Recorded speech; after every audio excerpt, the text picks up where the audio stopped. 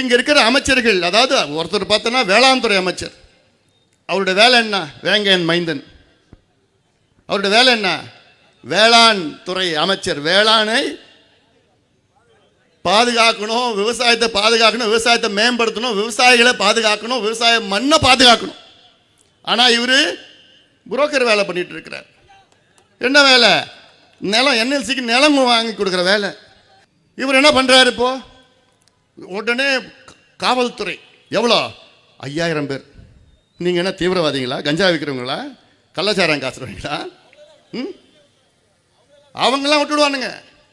இவங்க 5000 பேர் போலீஸ் அப்படியே போட்டு கிராமத்தில் அப்படியே பயம்படுத்தி, அங்கே இருக்கிறதே ஒரு 300 பேர் தான். அந்த 300 பேருக்காக 5000 பேர் போலீஸ் அப்படியே காமிப்பாங்க. வாங்க போலீஸுன்னு பயம்படுத்தி அச்சுறுத்தி, ஒரு பக்கம் பயன்படுத்துவானுங்க, இன்னொரு பக்கம் காசு கொடுக்குறையா, உனக்கு நான் வேலை வாங்கி தர்றையா, நீ வாயா அப்படின்னு பேசி உடச்சி அவங்கள பண்ணுறது. மானங்கிட்ட தொழிலை, இதுக்கு பதிலாக வேற ஏதாவது தொழில் பண்ணிட்டு போகலாம். மானங்கிட்டவனுங்களா? ஏன்யா நாளைக்கு யாரையா உன் பிள்ளைங்க, உன் பேர பிள்ளைங்களை யாரையா சோறு போடுவா? எங்கே இந்த சோறு கிடைக்குங்க? எங்கேயா பிச்சை எடுக்க போகிற சோறுக்கு? எங்கே என்ன நம்ம என்ன ஆந்திரா கிட்ட பிச்சை எடுக்க போகிறோமா?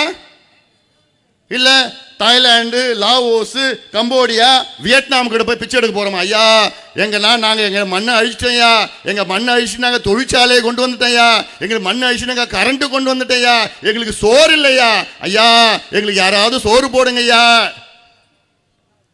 இதெல்லாம் நான் சும்மா சொல்லமா? நடக்கும். திமுக ஆட்சியில் இருந்தா. அதனால தான் நான் சொல்கிறேன், இவங்க மறுபடியும் வரக்கூடாது. அதுக்காக தான் நான் சொல்கிறேன். இதை நான் பேப்பரை இப்போ ஸ்டாலின்கிட்ட கேட்குறேன்.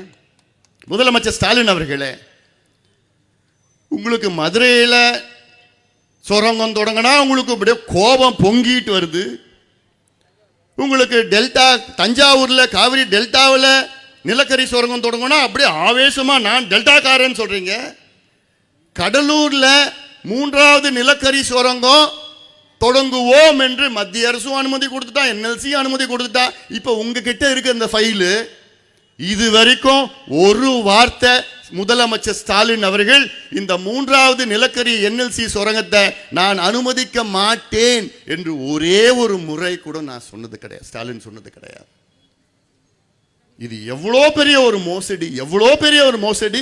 அதனால தான் கேட்குறேன், உங்கள் மேலே என்ன கோபம், எவ்வளோ என்ன கோபம் ஸ்டாலினுக்கு, வன்மம். மதுரை அதை சொல்லிட்டான் பாடுறான், அதான் சொல்லிட்டான். ஏன்னா இந்த சமுதாயத்தில் நீங்கள் பிறந்துட்டீங்க. இந்த சமுதாயம் ஓட்டு மட்டும் வேணும், இந்த சமுதாயம் ஓட்டு மட்டும் வேணும். இந்த சமுதாயம் உங்களுக்கு நிலம் வேணும், ஓட்டு வேணும், உங்களெல்லாம் அப்புறப்படுத்தணும். ஆனால் நீங்கள் உங்களை காலி பண்ணி என்எல்சி காரனுக்கு தாரவத்து கொடுக்கணும்.